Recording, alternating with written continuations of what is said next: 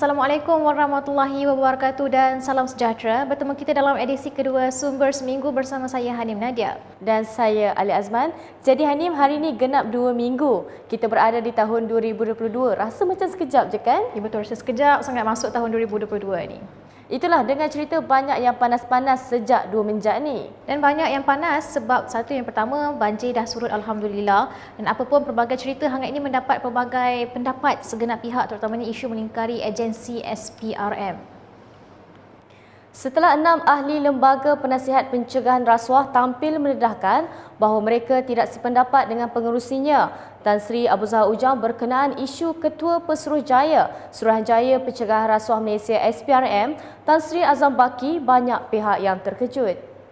Rata-ratanya menyuarakan kekesalan kerana SPRM langsung tidak mencerminkan sebagai badan bertindak bebas, sebaliknya seperti melindungi sesuatu yang berkepentingan. Antara yang meluahkan rasa kecewa mereka ialah Barisan Ahli Parlimen Pembangkang, badan bukan kerajaan malahan rakyat sendiri mahukan siasatan lebih telus diadakan terhadap isu pemilikan saham luar biasa Azam Baki.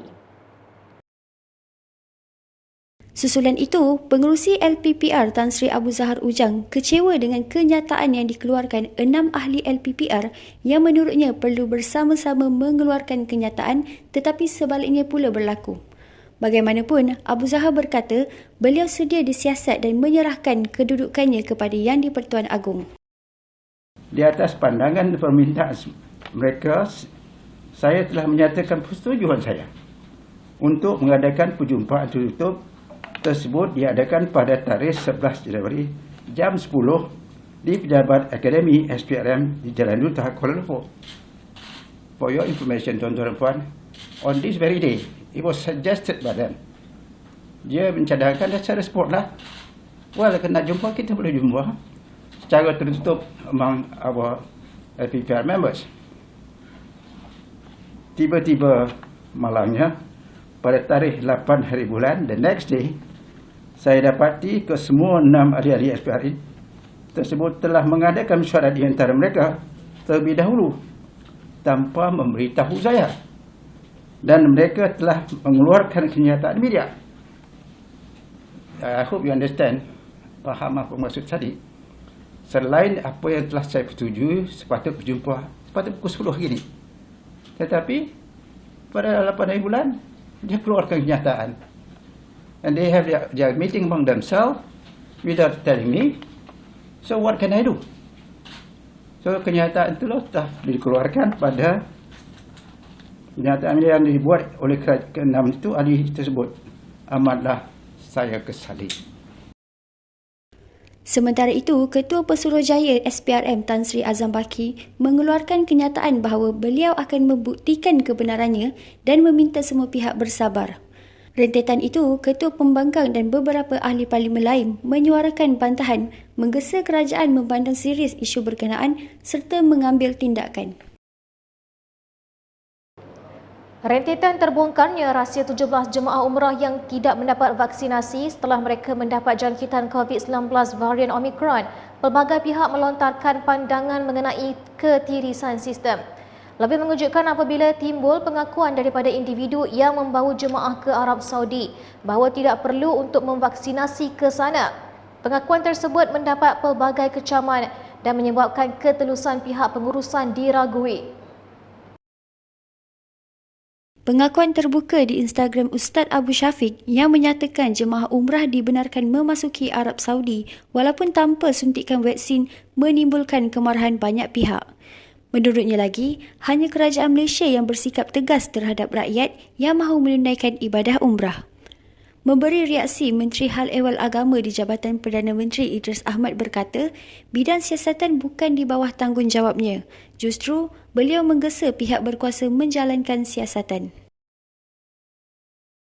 Masih lagi berkisah mengenai vaksinasi, namun kali ini mengenai penipuan sijil vaksinasi yang dilakukan oleh pihak tidak bertanggungjawab. Menyedihkan apabila 1,900 sijil vaksinasi palsu dirampas di klinik swasta Marang, Terengganu. Doktor itu ditangkap pihak polis dan menjelaskan dirinya adalah anti vaksin. Polis Terengganu membongkar kegiatan seorang doktor anti vaksin mengeluarkan sijil vaksinasi palsu kepada individu yang enggan disuntik vaksin COVID-19. Menurut Ketua Polis Terengganu, Datuk Rohimi Mat Isa, penjualan sijil vaksin palsu itu dipromosi secara dalam talian selain mengupah beberapa ejen dengan bayaran RM50 bagi setiap pelanggan, manakala cas kepada pelanggan pula ialah antara RM400 hingga RM600 bagi setiap pelanggan. Dalam kenyataan sama, 5 saksi yang juga menjadi pembeli sijil vaksin palsu ini memberi persetujuan menjadi saksi dalam kes berkenaan. Setakat ini kita bawakan paparan yang berlaku di dalam negara. Sepanjang minggu ini pelbagai corak-coret yang ada antaranya mengejutkan kita. Untuk mengetahui apa yang berlaku di pentas dunia, kita bersama rakan setugas dalam Global bersama rakan setugas Haifa Nasir. Silakan Haifa.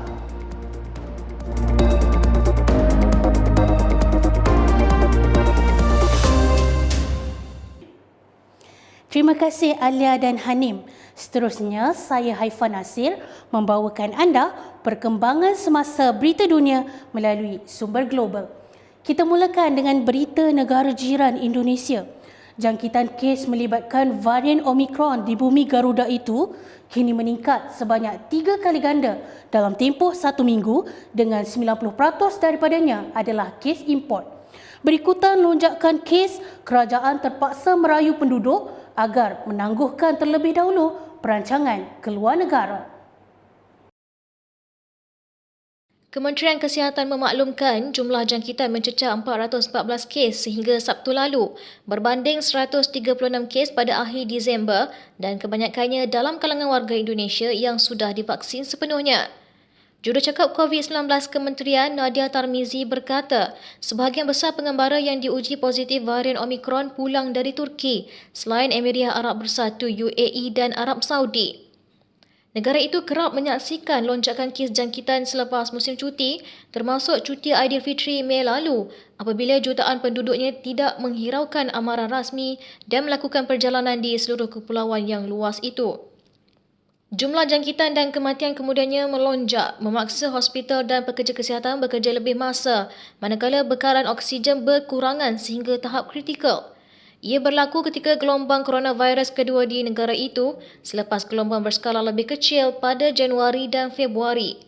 Setakat ini, banyak kawasan di Indonesia sudah beransur-ansur kembali normal selepas negara itu berjaya mengawal pandemik. Ini pula perkembangan di negara Asia Tengah mengenai pintu neraka di Turkmenistan. Presiden Turkmenistan Gurbanguly Berdimuhamedov mengarahkan kerja memadam kebakaran dilakukan dengan kadar segera di sebuah kawah gas padang pasir. Kawah yang dikenali sebagai pintu neraka itu dilaporkan terbentuk sejak sedekat lalu dan kini antara tarikan pelancong paling popular di negara berkenaan. BBC News melaporkan Berdimuhamedov mahu ia dilakukan segera kerana mengambil kira kesannya terhadap alam sekitar dan kesihatan. Selain itu, ia sebahagian daripada usaha untuk meningkatkan ekspor gas. Misteri masih menyelubungi kawah Darvaza di Gurun Karakum itu. Ramai percaya kawah itu terbentuk kerana kegagalan kerja penggurudian Soviet pada 1971. Bagaimanapun, penjelajah Kanada Josh Koronis memeriksa kedalaman kawah berkenaan pada 2013 dan mendapati tiada siapa yang tahu bagaimana ia terbentuk. Menurut ahli geologi Turkmen tempatan, kawah besar itu terbentuk pada tahun 1960-an tetapi hanya dipenuhi nyalaan api pada 1980-an. Beliau kemudian mengarahkan pegawai untuk mencari penyelesaian memadamkan api di kawah berkenaan. Lagi perkembangan negara Asia Tengah. Di Kazakhstan, sekurang-kurangnya seramai 164 orang terbunuh termasuk 3 kanak-kanak semasa protes anti kerajaan ganas yang berlaku pada 9 Januari lalu. Kira-kira 6,000 orang turut ditangkap susulan operasi pasukan keselamatan terhadap penunjuk perasaan. Demonstrasi itu tercetus akibat peningkatan kewaspadaan api dan kemelesetan ekonomi. Angka kematian baharu itu adalah lonjakan daripada 44 kematian yang dilaporkan sebelum ini. Kebanyakan kematian berlaku di bandar terbesar Kazakhstan, Almaty, di mana penunjuk perasaan menawan bangunan rasmi dan membakar sesetengahnya. Lapangan terbang Almaty, pejabat datuk bandarnya dan beberapa fasiliti perkhidmatan perisikan Kazakhstan dilaporkan ditawan perusuh seketika sebelum kembali dirampas oleh askar-askar asing diketuai oleh Rusia serta polis tempatan. Dalam perkembangan berkaitan, bunyi tembakan kedengaran sepanjang hari di Almaty kemarin. Demikian menurut stesen televisyen Rusia Mir-24. Namun tidak jelas sama ada ia adalah tembakan amaran atau tembakan semasa pertempuran. Pasukan tentera dari Belarus, Armenia, Tajikistan dan Kyrgyzstan merupakan antara askar yang dikerah oleh Majlis Keselamatan Kolektif CSTO yang diterajui Rusia. Askar-askar berkenaan diklasifikasikan sebagai tentera pengaman tetapi diberikan arahan tembak untuk membunuh. Kebanyakan kematian setakat kemarin adalah dalam kalangan orang awam dengan pihak berkuasa tempatan memberitahu seramai 16 anggota pasukan keselamatan turut terbunuh. 3 kanak-kanak yang hilang nyawa pula termasuk seorang budak perempuan berumur 4 tahun. Demikian menurut seorang pesuruhjaya tempatan untuk hak kanak-kanak. Kementerian Kesihatan Kazakhstan sebelum ini melaporkan kira-kira 2,200 orang awam dan 1,300 anggota pasukan keselamatan cedera dalam keganasan di negara Asia Tengah itu, namun angka kecederaan baharu dipercayai jauh lebih tinggi. Ini pula berita mengenai penemuan perubatan luar biasa di Amerika Syarikat. Buat julung kalinya dalam sejarah perubatan, seorang lelaki di Maryland berjaya menjalani proses pemindahan jantung babi kepada manusia. Menurut kenyataan yang dikeluarkan Universiti Maryland, pembedahan yang dilaksanakan di pusat perubatan universiti itu melibatkan babi yang diubah suai genetiknya untuk digunakan sebagai penderma organ. Dave Bennett, 57 tahun, bersetuju mempertaruhkan nyawa beliau untuk menjadi manusia pertama yang menjalani pembedahan percubaan berkenaan. Hasil pembedahan tersebut, Bennett kini boleh bernafas sendiri tanpa ventilator walaupun dia masih perlu menggunakan mesin ECMO yang berfungsi untuk mengepam darah ke seluruh badannya. Anak Bennett, David Ahad, menyifatkan proses pemindahan jantung yang dilalui ayahnya adalah satu keajaiban. Sementara itu, pegawai perubatan Bentley Griffith menyatakan hasil pembedahan yang dijalankan Bennett adalah bukti para medik hampir berjaya menyelesaikan krisis kekurangan organ. Perkara ini kerana kira-kira 110,000 orang di Amerika Syarikat masih berada dalam senarai menunggu pemindahan organ. Malahan lebih daripada 6,000 pesakit di negara itu mati setiap tahun akibat tidak menerima sebarang pendermaan organ seperti buah pinggang, jantung dan paru-paru. Jelas Griffith lagi, para saintis giat menjalankan kajian selama beberapa dekad untuk memikirkan cara menyelamatkan nyawa manusia dengan menggunakan organ haiwan. Menurut saintis, babi merupakan haiwan yang mempunyai organ serupa dengan manusia. Sekian sahaja paparan berita dunia yang dapat saya kongsikan kepada anda pada minggu ini. Kembali bersama rakan setugas Alia dan Hanim.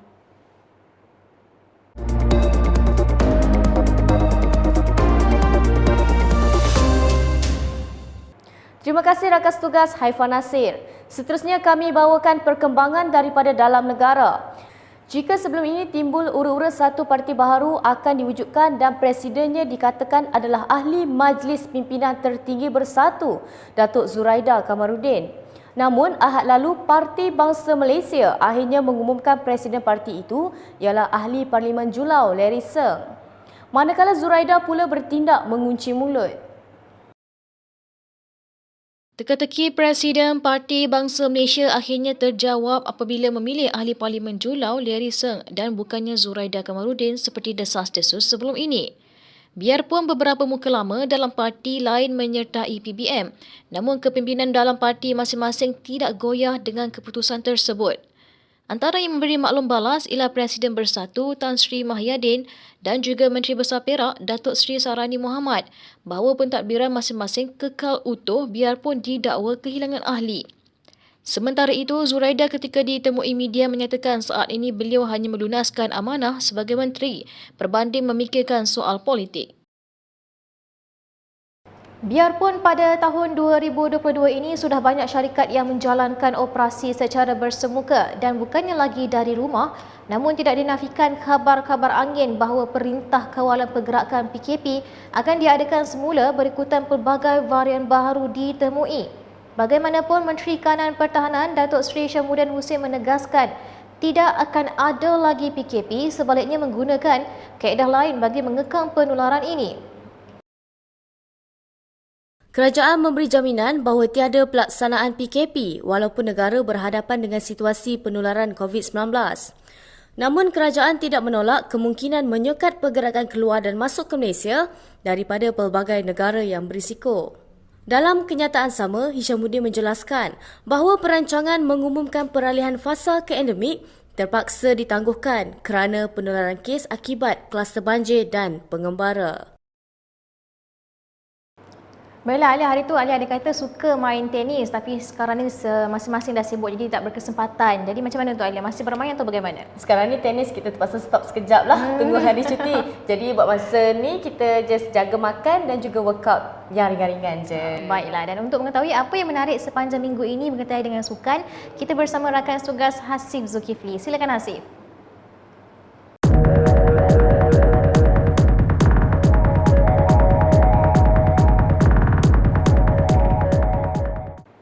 Terima kasih Hanim dan Alia bersama saya Hasif Zulkifli dalam arena Sumber untuk Sumber Seminggu pada kali ini.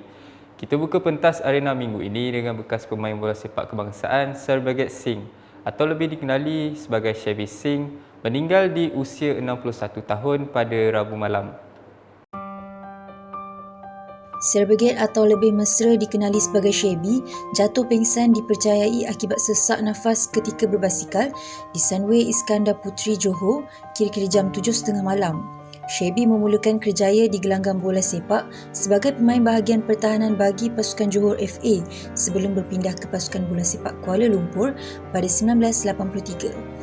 Mendiang juga pernah beraksi bagi pasukan Negeri Sembilan FA dan Pahang FA sebelum menamatkan kerjayanya dengan Perak FA pada tahun 1996.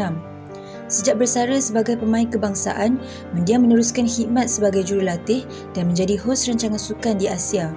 Bukan sahaja pernah berkhidmat dalam mengendalikan pasukan kebangsaan, bahkan Mendiang juga adalah penasihat global Blackburn Rovers pada 2012.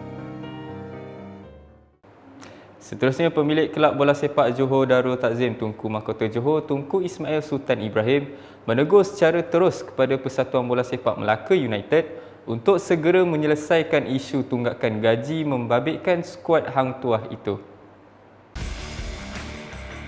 Teguran itu dibuat TMJ susulan pasukan itu dilaporkan tidak membayar gaji pemain mereka musim lalu selama 3 bulan dengan beberapa pemain telah tampil bersuara menuntut tunggakan mereka diselesaikan segera.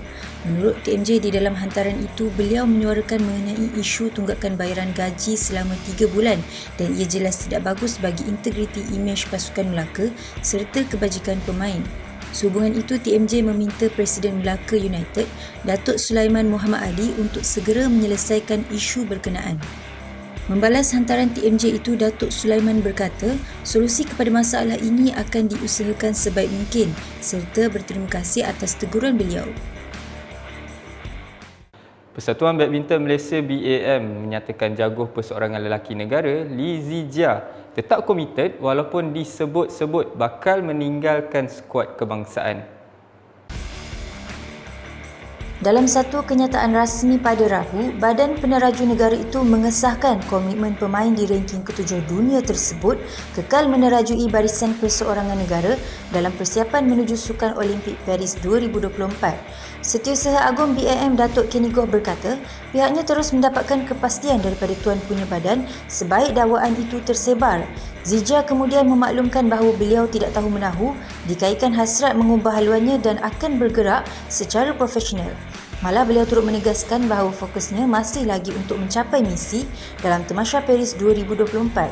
Status juara seluruh England 2021 itu hangat diperkatakan seluruh peminat termasuk bekas bintang negara Datuk Rashid Siddiq di mana beliau menuntut pemain Kedah berusia 23 tahun itu agar lebih menumpukan perhatiannya untuk menghadapi cabaran tahun depan.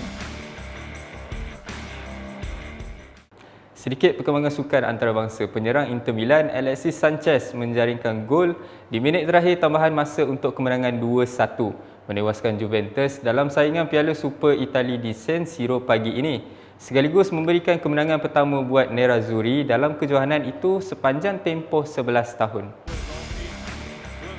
Penonton tuan rumah yang dikurangkan kepada kapasiti 50% berikutan sekatan COVID-19 gembira apabila pemain gantian itu meledak pada minit ke-120 dan menentukan kesudahan Derby of Italy antara dua pencabar dengan sejarah tersendiri itu. Weston McKennie menanduk masuk gol pendahuluan buat kelab dari Turin itu sebelum Lautaro Martinez menyamakan kedudukan hasil sepakan penalti pada babak pertama, namun perlawanan menjadi semakin sengit selepas rehat babak pertama. Inter menguasai perlawanan dan memperoleh beberapa peluang menghasilkan, namun ketiga saingan kelihatan ditentukan menerusi penalti sebelum Sanchez meledak untuk memberikan kejayaan ke-6 Piala Super buat Inter dan yang pertama sejak 2010. Trofi berkenaan diberikan kepada juara pertembungan antara pemenang Serie A dan Piala Itali. Baiklah, itu antara paparan sukan untuk Arena Sumber kali ini. Sekian daripada saya, Hasri Zulkifli. Teruskan mengikuti perkembangan semasa di laman sosial di Sumber Kini. Kita kembali bersama Hanim dan Alia. Silakan.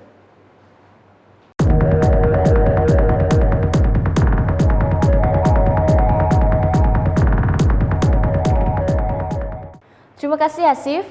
Bercerita mengenai sukan, satu lagi isu mengenai situasi atlet kita yang mendakwa allowance mereka dipotong daripada RM2,000 menjadi RM800. Raizam Shah Wan Sofian, atlet olahraga, mendakwa hal ini membuatkan beliau berasa kecewa dengan tindakan Majlis Sukan Negara MSN.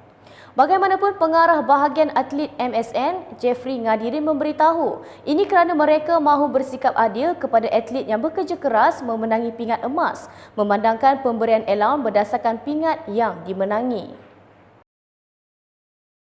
Dalam jawapan balas terhadap kenyataan yang dikeluarkan Raizam, Jeffrey berkata bahawa atlet itu kini berkhidmat bersama Lembaga Sukan Negeri Sabah sebagai kaki tangan am rendah dan menerima gaji RM2,700. Malahan MSN mengalung-alungkan Raizam kembali berlatih di Bukit Jalil dan jika beliau berlatih secara bersungguh-sungguh untuk Sukan SEA di Vietnam dan berjaya memperolehi pingat emas, allowance sebanyak RM2,000 akan kembali menjadi miliknya. Banjir di Pahang pulih sepenuhnya selepas pusat pemindahan sementara terakhir iaitu Sekolah Kebangsaan Temai Pekan menamatkan operasi pada Selasa malam. Manakala di Johor pula, mangsa banjir terus menurun menunjukkan perkembangan yang baik. Berita baik buat mangsa banjir apabila sudah mula pulang ke rumah masing-masing kerana air sudah surut dan cuaca bertambah baik di Pahang. Sementara itu di Johor dan Melaka, jumlah mangsa banjir yang tinggal di PPS juga menunjukkan penurunan. Agensi kerajaan berkenaan juga sentiasa memantau stesen sungai yang berhampiran di kawasan rendah bagi memastikan keadaan terkawal. Seramai 30,140 keluarga terjejas banjir bulan lalu menerima bantuan kerajaan negeri Selangor iaitu RM1,000 setiap keluarga. Manakala seramai 12 waris yang terkorban menerima bantuan RM10,000 setiap keluarga. Menteri Besar Datuk Seri Amiruddin Syari menyatakan kerajaan negeri telah selesai mengagihkannya dengan jumlah peruntukan sebanyak RM30 juta RM140,000 setakat 12 Januari.